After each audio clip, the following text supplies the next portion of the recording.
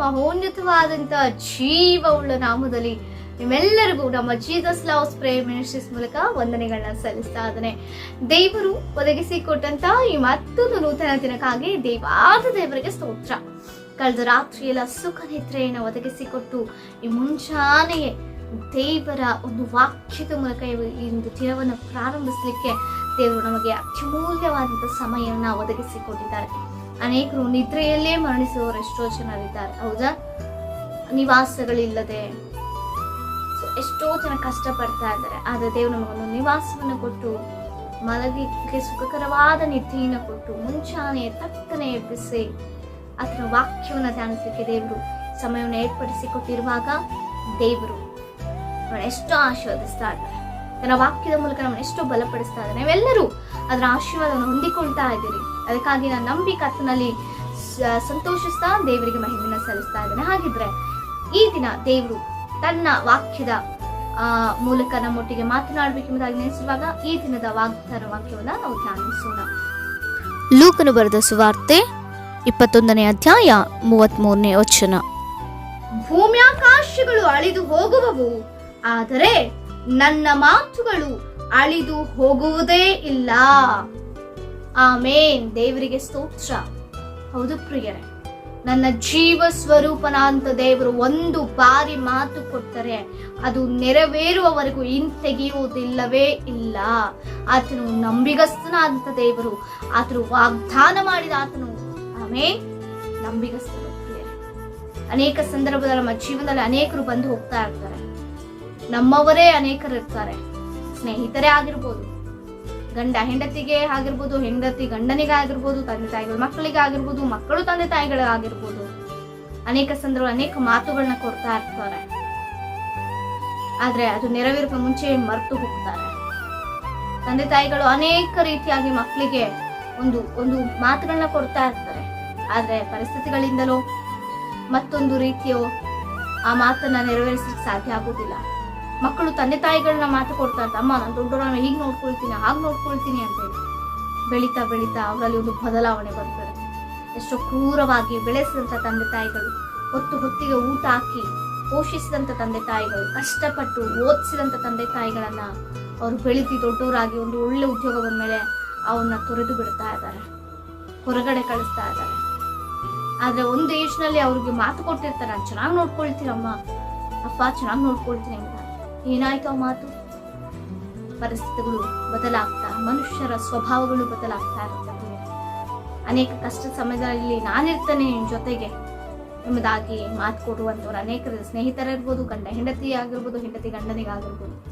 ಎಷ್ಟೋ ಜನರು ಹೆಂಡತಿಗೆ ಅನಾರೋಗ್ಯ ಸ್ಥಿತಿ, ಏಳಲಾರದ ಪರಿಸ್ಥಿತಿ ಬಂದಾಗ ಹತ್ತಿರ ಇದ್ದು ನೋಡಿಕೊಳ್ಳದಂತ ಎಷ್ಟೋ ಗಂಡಂದರಿದ್ದಾರೆ, ದೂರ ತಳ್ಳಿಬಿಟ್ಟವರಿದ್ದಾರೆ.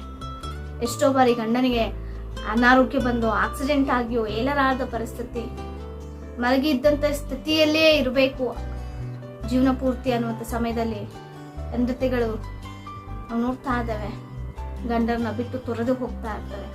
ಆದ್ರೆ ಮದುವೆ ಮಾಡಿಕೊಳ್ಳೋಕೆ ಎಷ್ಟು ಮಾತು ಕೊಟ್ಟಿರ್ತಾರೆ, ನಾನು ಇದೀನಿ, ನಾನು ನೋಡ್ಕೊಳ್ತೀನಿ, ಉಸಿರೋವರೆಗೂ ನಾನು ಇರ್ತೀನಿ ನಿನ್ ಜೊತೆಯಲ್ಲಿ ಎಂಬುದಾಗಿ, ಪ್ರಾಣವರೆಗೂ ಹೋಗೋವರೆಗೂ ನಾವು ಇಬ್ಬರು ಒಟ್ಟಿಗೆ ಇರ್ತೇವೆ ಎಂಬುದಾಗಿ. ಆದರೆ ಪರಿಸ್ಥಿತಿಗಳು ಅವನ್ನ ಬದಲಾಯಿಸ್ತಾರೆ. ಆದರೆ ಒಂದು ಜ್ಞಾಪಕ ಮಾಡಿಕೊಳ್ಬೇಕು, ಹೆತ್ತ ತಾಯಿಯೇ ನಿನ್ನನ್ನು ಮರೆತರು, ಜೀವ ಸ್ವರೂಪನ ಅಂತ ದೇವರು ಮರೆಯುವುದಿಲ್ಲ. ಅದಕ್ಕೆ ದೇವರು ಹೇಳ್ತಿದ್ದಾರೆ, ಭೂಮಿ ಆಕಾಶಗಳು ಅಳಿದು ಹೋಗಬಹುದು, ಆದರೆ ನನ್ನ ಮಾತು ಎಂದಿಗೂ ನಿಲ್ಲುತ್ತೆ. ಆತನ ನಾನು ಇದ್ದೀನಿ ಎಂಬುದಾಗಿ ಮಾತು ಕೊಟ್ರೆ ಆತನ ಎಂದಿಗೂ ಇರ್ತಾರೆ, ನಮ್ಮ ಪ್ರಾಣ ಹೋಗೋವರೆಗೂ ಇರ್ತಾರೆ. ನಾನು ಇದನ್ನ ಮಾಡ್ತೇನೆ ಎಂಬುದಾಗಿ ನಮ್ಮ ಜೀವನದಲ್ಲಿ ಮಾತು ಕೊಟ್ರೆ, ವಾಗ್ದಾನ ಮಾಡಿದ್ರೆ ಖಂಡಿತವಾಗಿಯೂ ಅದು ನಮ್ಮ ಜೀವನದಲ್ಲಿ ನೆರವೇರಿಸ್ತಾರೆ. ಆಮೇನ್. ಅಂತ ಜೀವವುಳ್ಳ ದೇವರನ್ನಾಗಿದೆ ನೀನು ನಂಬಿರುವಂಥದ್ದು. ಅನೇಕ ಸಂದರ್ಭ ನೀನು ಕುಗ್ಗಿ ಹೋಗ್ತಾ ಇರ್ತೀಯ, ಏನಪ್ಪಾ ನನ್ನ ಪ್ರಾರ್ಥನೆ ದೇವ್ರು ಕೇಳ್ತಿಲ್ವಾ, ನನ್ನ ಪರಿಸ್ಥಿತಿ ದೇವ್ರಿಗೆ ಅರ್ಥ ಆಗ್ತಿಲ್ವಾ, ಯಾಕೆ ನನ್ನ ಸ್ಥಿತಿ ಇನ್ನ ಹೀಗೆ ಇದೆ, ಇನ್ನು ಹೀನವಾಗಿ ಹೋಗ್ತಾ ಇದೆ, ಕಷ್ಟದ ಮೇಲೆ ಕಷ್ಟಗಳು ಬರ್ತಾ ಇದೆ, ಇನ್ಯಾಕ್ ನನಗ್ ಬದುಕು, ಇನ್ಯಾರಿದೆ ನನಗೆ ಎಂಬುದಾಗಿ ನೆನೆಸ್ತಾ ಇದ್ದೀನಿ. ಆದ್ರೆ ನೀನು ಜ್ಞಾಪಕ ಮಾಡಿಕೋ, ದೇವರು ನಿನ್ನ ಜೀವನದಲ್ಲಿ ಕೊಟ್ಟಂತ ವಾಗ್ದಾನವನ್ನ. ಆತನು ಒಂದು ಬಾರಿ ವಾಗ್ದಾನ ಮಾಡಿದ್ರೆ ಆತನು ನಮ್ಮ ಜೀವನದಲ್ಲಿ ನೆರವೇರಿಸದೆ ಅದು ಕಾರ್ಯ ಹಿಂತೆಗೆದುಕೊಳ್ಳೋದೇ ಇಲ್ಲ. ಅಂತ ಉನ್ನತವಾದಂತ ದೇವರು. ನಿನ್ನನ್ನು ಪ್ರೀತಿಸ್ತಾ ಇದ್ದಾರೆ. ಮನುಷ್ಯರ ಮೇಲೆ ಇದುವರೆಗೂ ನಂಬಿಕೆ ಇಟ್ಟೇನೋ, ಮಾಡ್ತೀನಿ, ಕೊಡ್ತೀನಿ, ಇರ್ತೀನಿ ಎಂಬುದಾಗಿ ಹೇಳಿದಂತವರು ಸರಿಯಾದ ಸಮಯಕ್ಕೆ ಬಿಟ್ಟು ದೂರವಾಗಿರ್ಬೋದು. ಇಷ್ಟು ದಿನಗಳು ಮನುಷ್ಯರ ಮೇಲೆ ನಂಬಿಕೆ ಇಟ್ರಾ, ಮೋಸ ಹೋದ್ರಾ? ಈಗ ದೇವರು ನಿಮ್ಮೊಟ್ಟಿಗೆ ಮಾತನಾಡ್ತಾ ಇದ್ದಾರೆ. ಅದನ್ನೆಲ್ಲ ಮರೆತು ನಿಜವಾಗಿ ನಿಮ್ಮನ್ನು ಪ್ರೀತಿಸುವಂತ, ನಿಜವಾಗಿ ನಿಮಗಾಗಿ ಪ್ರಾಣವನ್ನ ಕೊಟ್ಟಂತ, ನಮಗಾಗಿ ಪ್ರಾಣವನ್ನ ಕೊಟ್ಟಂತ ಜೀವವುಳ್ಳ ದೇವರನ್ನು ನೀನು ನಂಬು, ನೀನು ಆಶ್ರಯಿಸು, ನೀನು ಆಧಾರ ಮಾಡ್ಕೋ. ಖಂಡಿತವಾಗಿಯೂ ನಿನ್ನ ಜೀವನದಲ್ಲಿ ದೇವರು ಕಾರ್ಯವನ್ನು ಮಾಡ್ತಾರೆ. ದೇವರು ನಿನ್ನೊಟ್ಟಿಗೆ ಮಾತನಾಡ್ತಾರೆ. ಪ್ರಾರ್ಥಿಸು. ಮನುಷ್ಯರು ಬಿಟ್ಟು ಹೋದ್ರ ಎಂಬುದಾಗಿ ಕಣ್ಣೀರು ಸುಮ್ಮನೆ ವ್ಯರ್ಥವಾಗಿ ಸುರಿಸ್ಬೇಡ. ದೇವರ ಸಮ್ಮುಖದಲ್ಲಿ ನಿನ್ನ ಕಣ್ಣೀರು ಸುರಿಸು. ಭೂಮಿ ಆಕಾಶಗಳೆದು ಹೋಗ್ಬೋದು, ಸಮಸ್ತವು ತೊರೆದು ಹೋಗ್ಬೋದು, ಲೋಕವೇ ಕೈ ಬಿಟ್ಟು ಹೋಗ್ಬೋದು. ಆದರೆ ದೇವರು ನಿನ್ನ ಪ್ರೀತಿಸುವಂತ ದೇವರು ತನ್ನ ಅಂಗೈಗಳಲ್ಲಿ ಚಿತ್ರಿಸಿಕೊಂಡು, ನಮ್ಮೆಲ್ಲರನ್ನ ತನ್ನ ಅಂಗೈಗಳಲ್ಲಿ ಚಿತ್ರಿಸಿಕೊಂಡು ನಮಗಾಗಿ ಕಾರ್ಯನ ಮಾಡಲಿಕ್ಕೆ ಸಿಗ್ತದೆ. ಅದರ ಮಾತು ನಮ್ಮ ಜೀವನ ನೆರವೇರಿಸಲಿಕ್ಕೆ ಶಕ್ತನಾದಂತ ದೇವರು. ಅದು ನಮಗೆ ಬುದ್ಧಿ ಕಲಿಸುವಂತ ರೀತಿಯಲ್ಲಿಯೋ, ಎಚ್ಚರಿಸುವಂತ ರೀತಿಯಲ್ಲಿ ಆಗಿರ್ಬೋದು, ಸರಿಪಡಿಸುವಂತ ರೀತಿಯಲ್ಲಿ ಆಗಿರ್ಬೋದು, ಆಶೀರ್ವಾದಕರವಾಗಿ ನಿಲ್ಲಿಸುವಂತ ರೀತಿಯಲ್ಲಿ ಆಗಿರ್ಬೋದು, ಆತನ ಸೇವೆ ಮಾಡುವಂತ ಒಂದು ಪರಿಸ್ಥಿತಿಯಲ್ಲಿ ಆಗಿರ್ಬೋದು, ಆತನಿಗಾಗಿ ಅನೇಕ ಆತ್ಮಗಳ ಸಂಪಾದನೆ ಮಾಡುವಂತಹ ಸ್ಥಿತಿಯಲ್ಲಾಗಿರುವುದು ನಮ್ಮನ್ನ ದೇವರು ನಿಲ್ಲಿಸ್ತಾರೆ. ಶಕ್ತನು. ಪ್ರಿಯ ಸೇವಕರೇ, ಅಧೈರ್ಯಗೊಳ್ಬೇಡ್ರಿ. ದೇವರೊಂದು ಬಾರಿ ಮಾತು ಕೊಟ್ಟ ಮೇಲೆ ಏರುಪೇರುಗಳಾಗ್ತಾ ಇದೆಯಾ? ಇನ್ನ ಸೇವೆ ಬೇಡ ಎಂದಾಗ ನೆನೆಸ್ತಾ ಇದ್ದೀರಾ? ಇಲ್ಲ, ನೀವು ನೆನೆಸ್ತಾ ಇರ್ಬೋದನ, ಆದ್ರೆ ದೇವ್ರು ನೆನೆಸ್ತಾ ಇಲ್ಲ. ಆ ರೀತಿ ಇನ್ನೂ ಉನ್ನತವಾದಂತ ಅಲ್ಪವಾಗಿ ನಂಬಿಗಸ್ತರಾಗಿದ್ದೀರಿ. ಉನ್ನತದಲ್ಲಿ ನಿಮ್ಮನ್ನ ನೆಲೆಸಿ ಆ ನಂಬಿಗಸ್ತಿಕೆಯನ್ನ ಇನ್ನೂ ಹೆಚ್ಚು ಮಾಡ್ಲಿಕ್ಕೆ ದೇವರು ಸಾಧ್ಯ. ಆಮೇನ್. ಧೈರ್ಯವಾಗಿರಿ. ಎಲ್ಲ ಪರಿಸ್ಥಿತಿಗಳು ಮಾರ್ಪಾಗಿರಿ ಸಾಧ್ಯ.